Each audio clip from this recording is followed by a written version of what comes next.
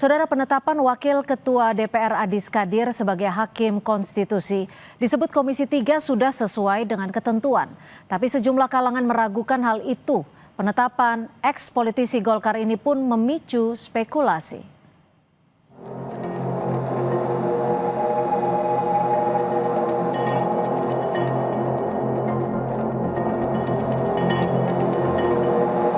Mewakafkan salah satu kader terbaik Golkar yang dulunya adalah pimpinan DPR yang namanya Pak Adis Kadir, mewakafkan ke negara untuk menjadi hakim Mahkamah Konstitusi.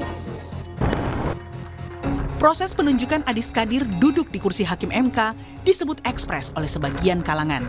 Lewat rapat paripurna yang digelar Selasa lalu, Adis Kadir resmi terpilih sebagai Hakim Konstitusi menggantikan Hakim Arief Hidayat yang memasuki masa purna tugas 5 Februari mendatang.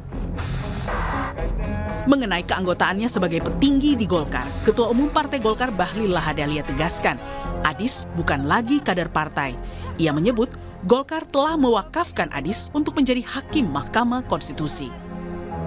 Kami hari ini mewakafkan salah satu kader terbaik Partai Golkar yang dulunya adalah pimpinan DPR yang namanya Pak Adis Kadir, mewakafkan ke negara untuk menjadi Hakim Mahkamah Konstitusi.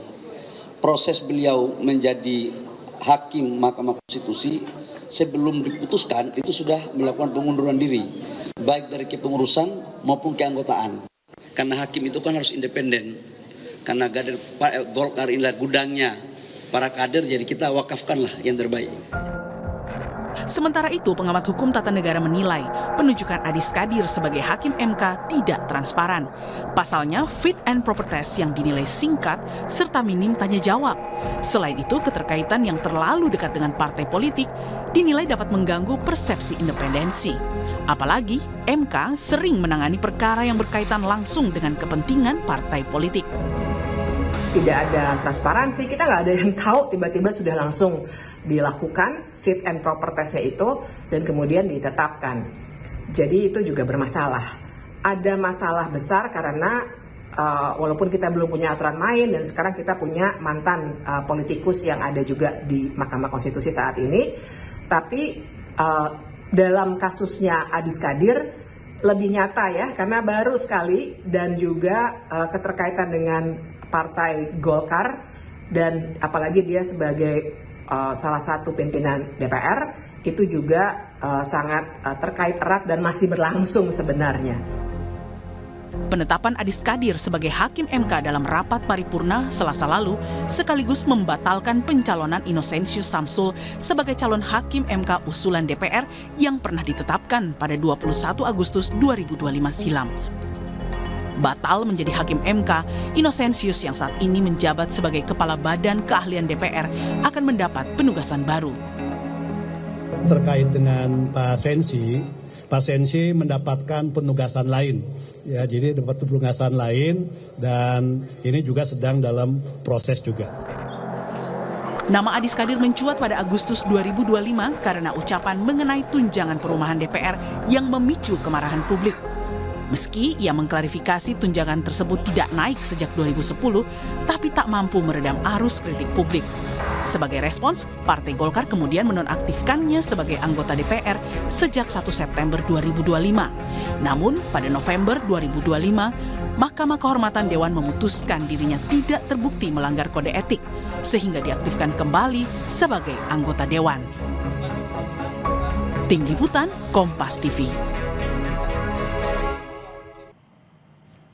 Saudara, penunjukan Adis Kadir yang seakan tiba-tiba menggantikan Innocentius Samsul jadi Hakim MK dinilai sebagian kalangan sebagai sebuah proses yang tidak transparan. Benarkah penetapan Adis Kadir syarat muatan politis? Kita bahas bersama anggota DPR fraksi Golkar Nurdin Halid dan juga peneliti Posdem Bang Ferry Amsari. Selamat petang Bang Ferry, selamat petang Pak Nurdin.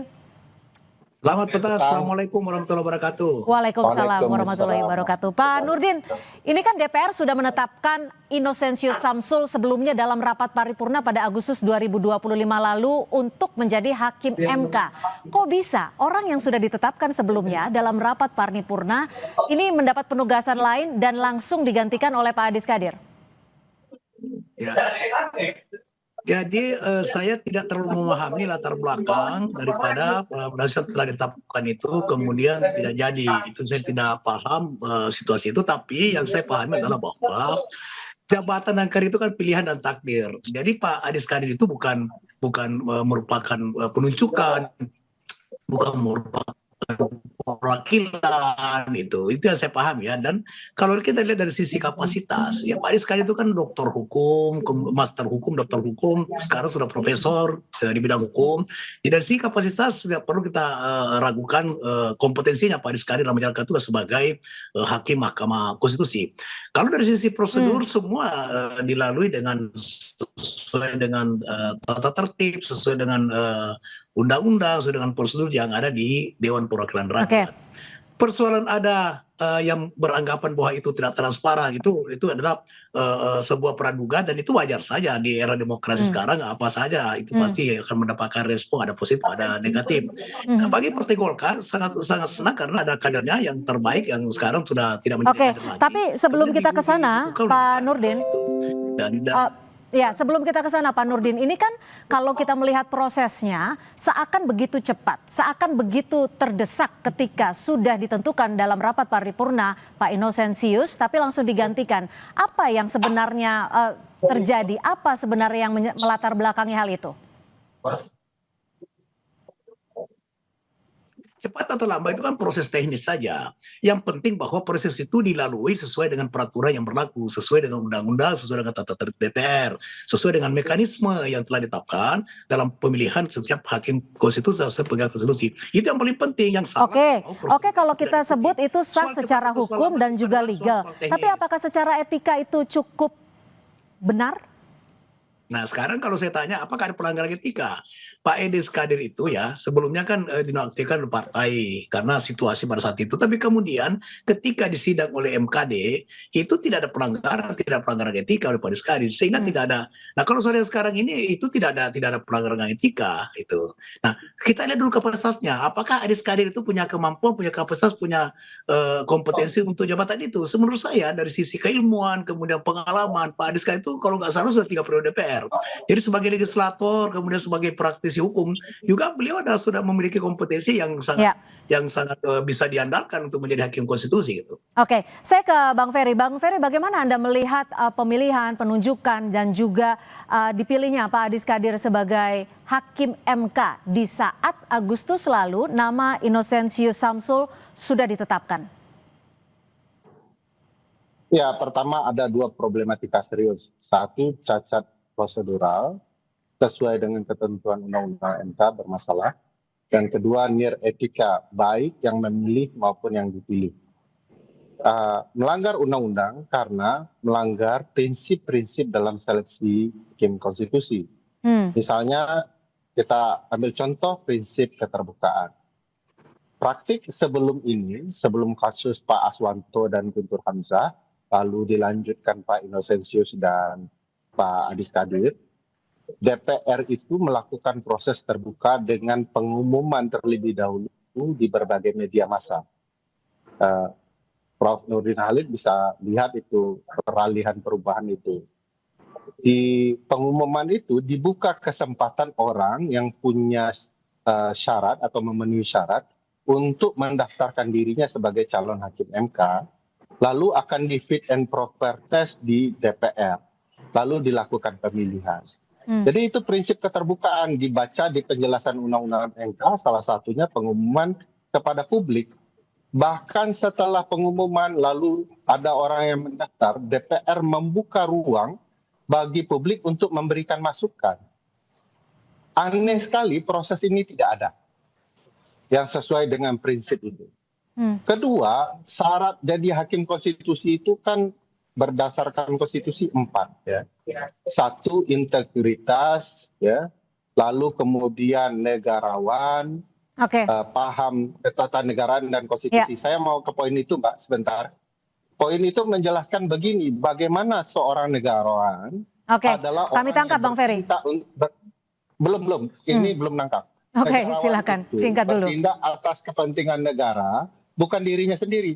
Bagaimana orang yang bicara soal gaji DPR lebih penting lalu ingin DPR naik, sementara gaji honorer belum ya. Lalu orang ini yang menimbulkan keributan di bulan Agustus.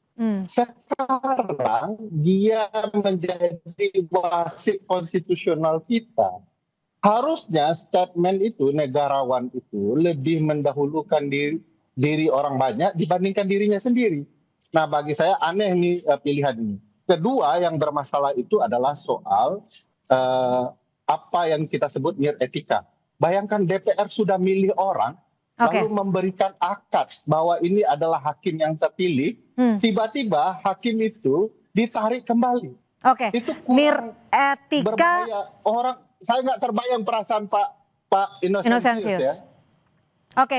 Etika, cacat prosedural. Kalau tadi Mbak Fitri juga sempat menyatakan tidak ada transparansi karena ada keterkaitan dengan partai dan juga merupakan pimpinan DPR. Bagaimana Pak Nurdin menjawab ini? Kalau memang dilihat dari kacamata publik bisa dikatakan sangat empati juga.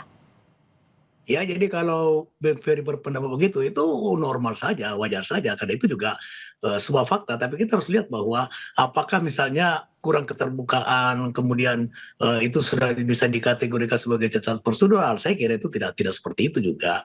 Nah, kemudian kenapa tiba-tiba Pak Sensi ya tidak dilanjutkan? Itu bisa saja, tapi saya sekali lagi saya tidak terlalu paham ya latar belakang itu. Tetapi menurut dugaan saya bahwa Pak Sensi sendiri yang mungkin tidak bersedia lagi karena mungkin ada penugasan baru. Penugasan barunya apa, Pak Nurdin? Saya tidak paham, tapi itu yang saya pahami bahwa dia ada penugasan baru dan mungkin Pak Sensi lebih memilih penugasan baru daripada menjadi anggota Hakim Konstitusi. Nah, karena kan ketika sudah bicara paripurna biasanya sudah settle, sudah pasti gitu loh, Pak Nurdin. Jangan dipotong dulu, kita nggak bisa ngomong kalau komen potong terus itu. Ya, Bu Ferry tadi itu masih harusnya dia perjelas dulu soal-soal negarawan tadi itu. Jadi tolong jangan dipotong dulu. Jadi kenapa kemudian ini cepat prosesnya? Karena kebutuhan. Karena Agustus ini kan Pak Arif sudah pensiun. Sementara Pak Sensi ada penugasan baru dan dia lebih memilih penugasan baru itu daripada menjadi konstitusi. Itu yang membuat salah satu faktor sehingga ada percepatan dalam pemilihan itu. Tapi yang paling penting bahwa seluruh prosedur itu kemudian dilalui oleh DPR sesuai dengan tata tertib, sesuai dengan undang-undang. Saya kira itu yang paling penting. Kemudian kalau dilihat dari kapasitas, sekarang saya katakan bahwa tidak ada yang pernah dilakukan soal kompetensi daripada Pak Adis Kadir. Beliau sudah berpengalaman sebagai legislator. Saya secara pribadi sangat baik ya, bukan karena beliau juga sebagai orang Bugis, tapi track record-nya itu saya paham betul, saya ikuti betul, dan dia punya kompetensi kapasitas untuk itu. Tapi kalau dikatakan etika? Persoalan kemarin yang dikatakan Bu Ferry tadi bukan satu-satunya pernyataan atau komentar Pak Adis Kadir tentang gaji DPR yang memicu terjadinya kerusuhan, terjadinya aksi ekstrasi massa yang begitu besar. Bukan hanya itu, banyak faktor lain. Itu sebetulnya hanya menjadi pemicu saja yang dibuat-buat sehingga mengorbankan orang yang sebetulnya apakah orang tidak bisa berbuat apa tidak menciptakan sesuatu kesalahan. Saya saja seperti ini sekarang berkomentar bisa saja saya ada keliru berkomentar. Nah, Pak Adis itu kan hanya keliru berkomentar terhadap satu pernyataan tentang gaji DPR. Nah, gitu. Nah, sehingga oleh MKD menyatakan bahwa Pak Adis Kadir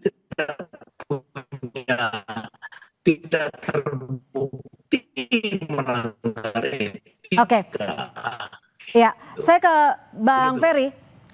Sinyal Anda sedikit terganggu, Pak Nurdin. Bang Ferry, kita tahu bahwa Mahkamah Konstitusi memiliki peran yang cukup besar, pengawal konstitusi. Lalu apa yang akan terjadi ke depannya jika saat ini hakim Mahkamah Konstitusi diisi oleh politisi?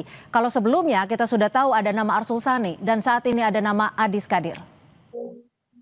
Ya, sebenarnya bahasa pasal 24C Undang-Undang Dasar 1945 itu kan hakim konstitusi diajukan oleh DPR, Presiden, dan Mahkamah Agung. Jadi tidak diseleksi oleh DPR sebenarnya. Kenapa tidak diseleksi oleh DPR? Karena DPR kan salah satu pihak di Mahkamah Konstitusi. Aneh saja, di dalam sepak bola sekalipun juga aneh, kalau penentuan wasit itu ditentukan oleh pemain gitu ya. Jadi tidak mungkin, ini beliau pengalaman soal sepak bola ya. Nggak mungkin itu, pasti FIFA atau PSSI yang buat aturan. Wasitnya dari FIFA dan PSSI juga. Nah, sekarang bayangkan wasitnya dari pemain yang salah satunya adalah para pihak. Dan itu menurut saya tidak bijak. karena wasit mestinya bisa membangun fair play. Dampak Perlu paling diingat nyatanya apa betul. sih Bang Ferry kalau memang ini terus terjadi dan memang akan terjadi kalau memang nama Adis Kadir akan menjadi hakim MK? Kan sudah disampaikan DPR pesan-pesan khusus bagi hakim konstitusi terpilih ya, bahwa tolong jangan lupa Anda bagian dari kami, Anda dulu pernah buat undang-undang, jangan pula undang-undang ini yang kemudian Anda permasalahkan. Itu sudah menunjukkan keberpihakan dan kepentingan dalam pemilihan hakim. Masa DPR terbuka seperti itu ya, berkolusi terhadap hakim ya. Itu mau wasitnya wasit utama maupun wasit hakim garis itu Pak Nurdin sudah nggak fair itu, karena bisik-bisiknya sudah terdengar secara terbuka. Jadi dampaknya ya adalah kepentingan publik melalui undang-undang dan segala macamnya. Oke, bagaimana Pak Nurdin menjawab kekhawatiran publik ini sendiri dan juga menjawab independensi dan kekuatan dari MK? Ya, jadi apa yang disampaikan Bu Ferry itu adalah itu kan dugaan ya, bahwa dibisikkan. Bisa kita buktikan secara fakta. Pak Rusani itu dulu dari DPR. Ketika menjadi Fakta di sidang. Silakan Bang Ferry. Di sidang DPR itu saya sampaikan, itu disampaikan di dalam sidang di DPR secara terbuka. Baik itu di keterpilihan Pak Adis Kadir maupun Pak Innocentius. Dan hakim-hakim konstitusi lainnya di DPR juga dititipkan pesan itu. Jadi itu bukan dugaan tetapi fakta yang disampaikan dalam sidang di DPR.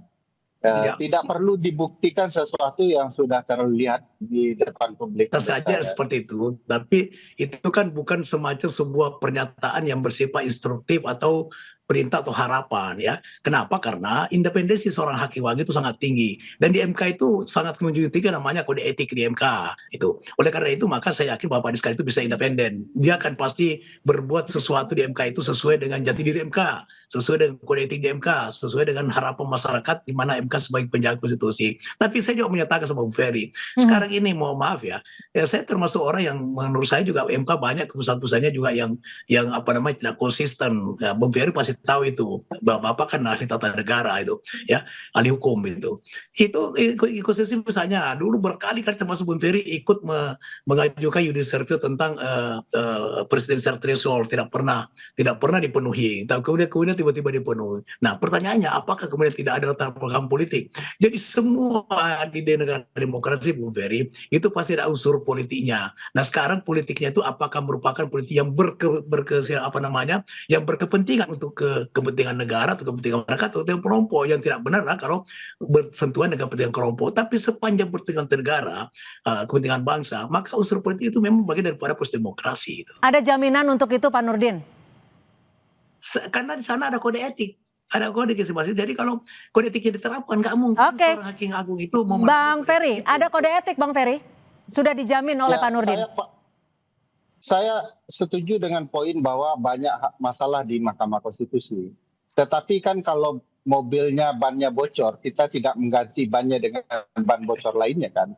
Jadi bagi saya yang diperbaiki adalah hukum acara Mahkamah Konstitusi agar segala putusan MK bisa dikawal. Nah ini sayang juga nih teman-teman di DPR Pak Nurdin, masalahnya di undang-undang hukum acaranya yang diperbaiki undang-undang Mahkamah Konstitusinya. Padahal hukum acara penting untuk membangun proses peradilan yang pasti, terbuka dan jauh lebih baik. Tetapi jangan kemudian hakimnya yang punya masalah. Kita harus membangun trust permainan politik ketatanegaraan kita di Mahkamah Konstitusi. Sebagai wasit mereka harusnya orang-orang yang kredibel, yang bisa terpercaya, yang tidak memiliki pertanyaan publik, itu paling bagus ya. Dan kalau bisa ya, yang kalau ini bukan kan harus dibaca lulusannya, track recordnya, dia menulis ilmiah di mana, bagaimana penulisan itu kredibel atau tidak. Saya paham juga teman-teman politik itu akan selalu kesal dengan MK ketika mereka merasakan mereka diputus secara tidak adil. Menyesal juga mereka milih orang-orang yang kemudian Oke, Bang Ferry, jika kondisinya memang sudah seperti tapi ini, begitu mereka berkuasa, mereka melakukan hal yang sama gitu ya. Bang Ferry, jika memang kondisinya sudah Ya. seperti ini, lalu apakah Mahkamah Konstitusi tetap bisa menjadi pengawas konstitusi dan juga tempat rakyat melakukan ataupun menggugat kekuasaan yang dinilai dalam tanda kutip tidak benar? Ya tentu sebagai peradilan konstitusional ya, semua orang akan merasakan dampak konstitusionalnya. Jika hakim menyimpang, itu akan dirasakan. Dan kalau mereka benar, mereka akan bahkan melindungi MK. Kita tahu kasus putusan Mahkamah Agung nomor 60 yang kemudian disidang di MK, dan MK melindungi kepentingan publik. Publik marah kalau itu mau diganggu oleh DPR. Nah, apakah kita bisa berharap? Berharap itu sesuatu hal penting sebagai orang hidup ya. Saya meyakini masih banyak putusan-putusan MK yang baik Baik, di tengah lautan putusan MK yang dikritik oleh publik, dan saya rasa MK sedang memperbaiki diri. Oleh karena itu politisi berupaya Baik. mengganggu MK saat ini dengan menempatkan wajah-wajah yang dipertanyakan publik. baik. Terima kasih peneliti Posdem Ferry Amsari dan terima kasih Terima juga kasih. Pak Nurdin Halid, Terima kasih. anggota DPR fraksi Partai Golkar. Terima kasih, selamat sore.